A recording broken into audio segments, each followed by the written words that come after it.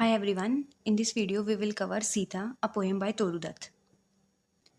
तो जो ये पोएम है सीता, इसमें जो पोएट है वो बताते हैं, एक सीन डिस्क्राइब करते हैं कि कैसे एक जो मदर है वो अपनी 3 बच्चों को सीता की यानी रामायण में से जो सीता जी है उनकी स्टोरी बताती हैं और वो जो बच्चे कैसे उनकी प्लाइट पे खुद रो रहे होते हैं।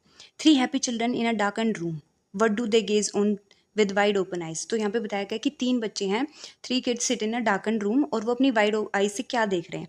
A dense forest where no sunbeam pries and it's central a clear spot. तो बताते हैं कि एक बहुत ही डेंस फॉरेस्ट है जहाँ पे इतना डेंस है कि वो सन की बीम भी नहीं आ रही है। And its centre a clear spot. तो वो बताते हैं कि उसके बीच में एक क्लियर स्पॉट है जो कि हम कनेक्ट कर सकते हैं रामायण में जिस आश्रम की बात की गई है।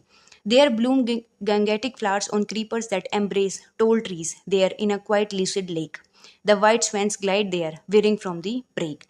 The peacock springs there, herds of wild deer race, their patches gleam with yellow waving grain. There blue smoke from strange altars rise light, there dwell in peace the poet and क्राइट। तो यहाँ पे जो poetess हैं वो बहुत ही सुंदर description देती हैं उस जगह का, उसका प्रॉपर नेचुरल एलिमेंट्स को इतना अच्छे से वो डिस्क्राइब करती हैं। तो वो कहती हैं कि जो बीच में स्पॉट है जो क्लियर किया गया है उसके आसपास एक बहुत ही बड़े फ्लावर्स जो हैं वो ब्लूम कर रहे हैं और क्रीपर्स जो हैं वो टोल ट्रीज पे क्लाइंब कर रहे हैं, वहाँ उसके आसपास वो ब्लूम कर रहे हैं। और वहाँ पे एक सुंदर सी क्वाइट लेक है जिसपे जो है वाइट स्वैंस ग्लाइड कर रही हैं, वहाँ पे वो तैर रही हैं उन लेक में वाइट स्वान्स। उसी के साथ वो बताती हैं कि कैसे वहाँ पे जो पिकॉक्स हैं वो वहाँ पे घूम रहे हैं और वाइल्ड डियर भी जो वहाँ पे रेस कर रहे हैं। और उसी पैच के थोड़ी सी साइड में हमें येलो ग्रेन्स भी बहुत ही शाइन करते हुए दिख रहे हैं, उनकी जो येलोनेस है वो बिल्कुल ग्लो कर रही है।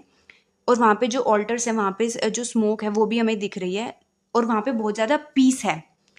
But who is the fair lady not in wave, she weeps for love at every tear she sets, tears from 3 pairs of young eyes fall amen.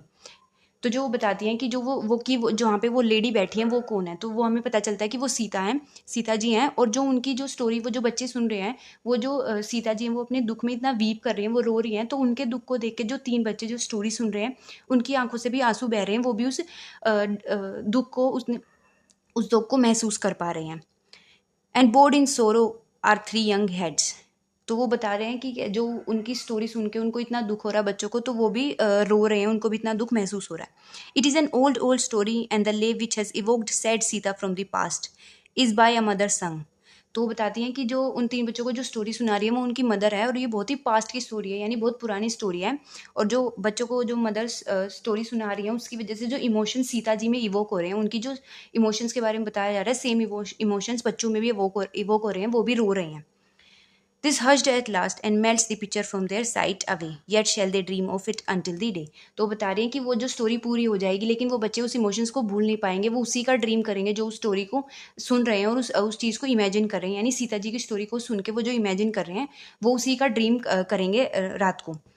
When shall those children by their mother's side gather ahmi at eventide। तो बताते हैं कि जो बच्चे हैं वो अपनी mother के साइड में गैदर हुए हैं कंफर्ट के लिए, क्योंकि जो उन्होंने सीता जी की स्टोरी सुनी है उसके बाद उनको थोड़ा सा सोरो फील हो रहा है। तो इस पोएम में जो तोरू दत्त है वो बताती हैं कि जो सीता जी के प्लाइट को उन्होंने कंपेयर किया है कि जो बच्चे उस प्लाइट को समझ रहे हैं और रो रहे हैं लेकिन उन जो कंफर्ट पा रहे हैं वो अपनी मदर के पास बैठ के उनको वो कंफर्ट मिल रहा है। ऑल्सो ये जो पोएम का मेन कंपोनेंट है, उन्होंने इतनी अच्छी तरह एक इमेजरी प्रेजेंट किया है उस जगह की जहाँ पे सीता जी बैठी हुई हैं, उनके जो नेचुरल एलिमेंट्स हैं उनको इतना हाईलाइट किया कि डेंस फॉरेस्ट है, वहाँ पे क्रीपर्स हैं, वहाँ पे जेनेटिक फ्लावर्स हैं, टोल ट्रीज हैं, जो स्वान्स हैं वो ग्लाइड कर रही हैं एक लूसिड लेक में, वहाँ पे जो पिकॉक्स हैं वो भी हैं, वहाँ पे वाइल्ड डियर भी है। तो जो नेचुरल एलिमेंट्स हैं उनको बहुत अच्छी तरीके से उन्होंने इस पोएट्री में वीव किया है। And thank you, that was for the poetry.